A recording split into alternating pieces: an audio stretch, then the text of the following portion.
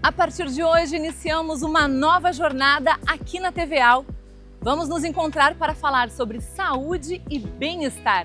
O que é destaque em Santa Catarina na área de saúde, os estudos, pesquisas, preocupações, tecnologias e bons exemplos vão ser apresentados no programa Bem-Estar SC.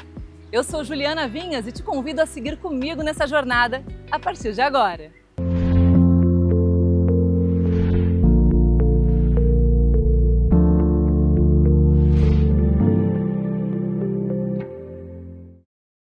O nosso primeiro programa Bem-Estar SC apresenta um assunto importante e que traz alertas para a nossa saúde. Acabamos de passar pelo Março Azul, mês de conscientização e prevenção do câncer do intestino. E é sobre ele que nós vamos conversar com a doutora Gabriele Braz, ela que é médica gastroenterologista e que é presidente da Sociedade Catarinense de Gastroenterologia. Muito obrigada pela presença aqui no programa Bem-Estar. Seja muito bem-vinda. Obrigada, Juliana. Obrigada a todo mundo, né? É muito bom estar aqui presente, levando informação de qualidade para todo mundo aí de casa. Bom, os casos de câncer do intestino, infelizmente, aumentaram, estão crescendo. Tem algum motivo específico para que esses casos estejam aparecendo cada vez mais? Sim, Juliana, tem sim. Pela nossa vida corrida, né, que a gente não consegue se alimentar de forma adequada, alimentos ultraprocessados, aquele da prateleira do mercado que é mais rápido, né, de consumir, né, aquele cigarrinho, o álcool diariamente faz com que realmente a gente tenha uma maior incidência desse câncer de intestino. E esse aumento, ele tem realmente preocupado a classe médica? Ele chega a ser um aumento assim que preocupa? Ou é um aumento, não, está sendo aos poucos? Como é que vocês estão encarando isso? Preocupa. A gente já tem essa campanha Março Azul, né? A gente brinca que o Março Azul a gente foca na prevenção, a gente leva as informações, mas a gente tem que cuidar o ano inteiro, né? E vem aumentando sim e nos assusta porque hoje ele é o terceiro câncer mais comum, né, aqui no Brasil. E além de ser comum, ele tem assim uma grande taxa de letalidade. Ele é um câncer que acaba levando à morte, que tem tratamento. Como vocês, né, têm encarado essa questão do tratamento e também da letalidade desse câncer? Então, a gente foca na prevenção porque se ele é diagnosticado nas suas fases iniciais, ele tem 90% de chances de cura. Né? Só que, infelizmente, o pessoal tem muito tabu ainda com os exames, né? A colonoscopia, por exemplo, que faz essa detecção desse pólipo, que poderá virar câncer, tem muito medo ainda de realizar o exame. Quando procura o nosso atendimento, já está em estágio muito avançado. Aí as chances ficam menores, né? Bom, nós estávamos falando aí sobre a questão, né, do aumento de casos que vocês vêm sentindo e já leva esse câncer do intestino a ser o terceiro, né? Entre todos os casos da doença. E qual é o público que vem sendo mais afetado? Tem algum público específico? Então, esse ano a nossa campanha, ela diminuiu um pouco a idade, né? Então, a gente fala que a partir dos 45 anos já se deve procurar o seu serviço de saúde para que seja realizado o exame de colonoscopia, né? E seja detectado essas lesões precocemente. Tá? Porque a gente vem tendo uma taxa de detecção desses cânceres em pacientes mais jovens, 30, 40, não é só mais o idoso, né, de 60, 70 anos que vai ter esse diagnóstico. Pessoas mais jovens, sim, estão tendo esse diagnóstico, infelizmente. Isso também por conta de estilo de vida, de alimentação? Sim, a gente observa que, como a gente já comentou ali, essa rotina, né, de falta de exercício físico, alinhado, né, a parte de má alimentação, faz com que você tenha maior taxa, sim, de fator de risco para ter o câncer de intestino. É claro que todos nós queremos ter uma vida mais saudável, queremos cuidar da nossa saúde, não queremos passar por uma doença, principalmente uma doença agressiva como é o câncer de intestino. Então, em relação aos alimentos, quais são as dicas, né, do que se alimentar, por exemplo? A gente deve procurar o que é comida de verdade, né? A alimentação saudável que a gente fala que é lá da feira, né? Aquela fruta, aquela verdura, aquele arroz, aquele feijão, aquela comida de verdade. E evitar os alimentos industrializados, os congelados prontos, né? E embutidos principalmente, que todo mundo gosta, mas que a gente deve evitar. Linguiça, salame, bacon, os defumados, isso sim faz com que a gente tenha, né, maiores chances. E principalmente também aqui, né, no sul, a gente tem muito consumo de carne vermelha. Né? A carne vermelha em excesso faz também, né, um dos fatores de risco mais importantes para a gente ter o câncer de intestino.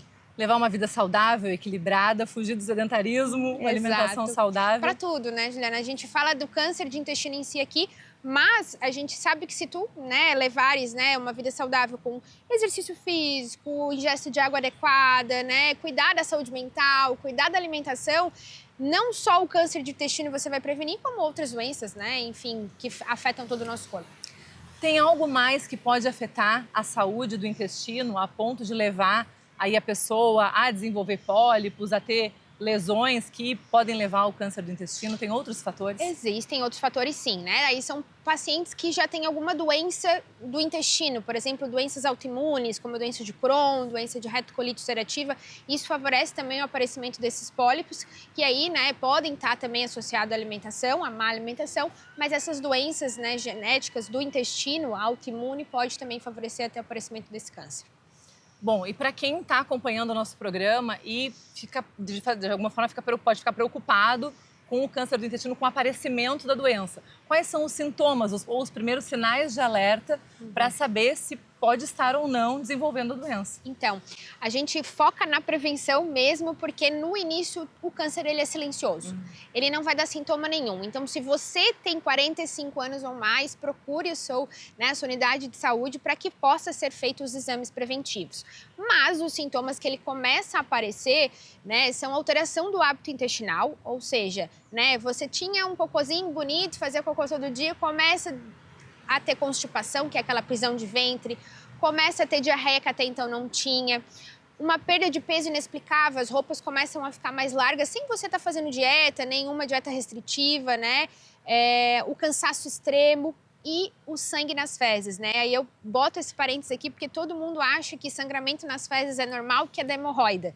E não, nunca vai ser normal. Então aqui fica o alerta, se você tem algum sangramento nas fezes, procure, né, o seu médico de confiança para que seja investigado. A partir do momento que a pessoa identifica, ou antes mesmo de identificar, como já foi falado, né, para se prevenir tem que buscar fazer os exames, mesmo que não perceba nenhuma alteração. Quais são os exames, além da colonoscopia ou incluindo a colonoscopia, quais são os exames para buscar informações para ver a saúde do intestino? Existem 2 exames que a gente acaba pedindo, né? Que é a pesquisa de sangue oculto nas fezes, tá?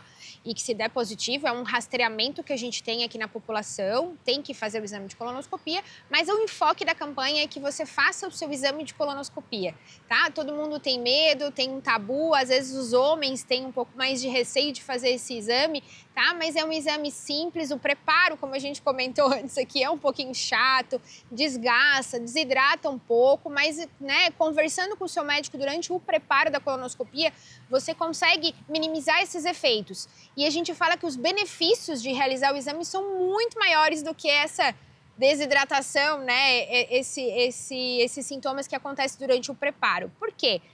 O câncer de intestino ele tem uma lesão precursora, que é esse pólipo. Então, se você detecta esse pólipo no seu estágio inicial, você consegue já durante a colonoscopia retirar esse pólipo. E aí você previne desse pólipo virar o câncer. Então, por isso que é tão importante, por isso que o enfoque da campanha, né, não só agora em março, mas o ano inteiro, né, para a vida toda, é fazer o exame de colonoscopia.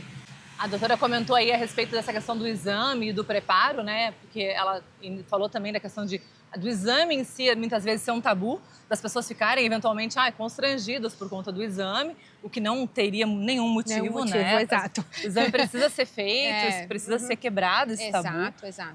E para além disso, né? Enquanto a gente conversava aqui antes de começar o programa, eu comentei com ela que esse exame ele requer todo um preparo que eventualmente as pessoas dizem, mas o preparo é chato, mas o exame é isso, além de tudo tem um preparo e tal. Mas com certeza o exame ele compensa muito em relação, né? Ele vale muito mais a pena porque é a saúde que está em jogo e até a vida da pessoa que está em jogo, né? E tem outras formas também, se a pessoa realmente tem um problema muito grave relacionado ao preparo, também tem outras formas, via internação, tem outras formas de fazer também, né? Existe. Hoje em dia, você, né, se você tem acesso, você consegue fazer esse preparo, às vezes, internado no hospital, ou existem bastante clínicas que oferecem, né, esse preparo dentro da própria clínica, então minimiza um pouco esses efeitos colaterais, tá? Então, não deixem de fazer o exame, procurem o seu médico, tirem as suas dúvidas, né? Utilizem medicações que podem minimizar esses efeitos para que o exame seja feito.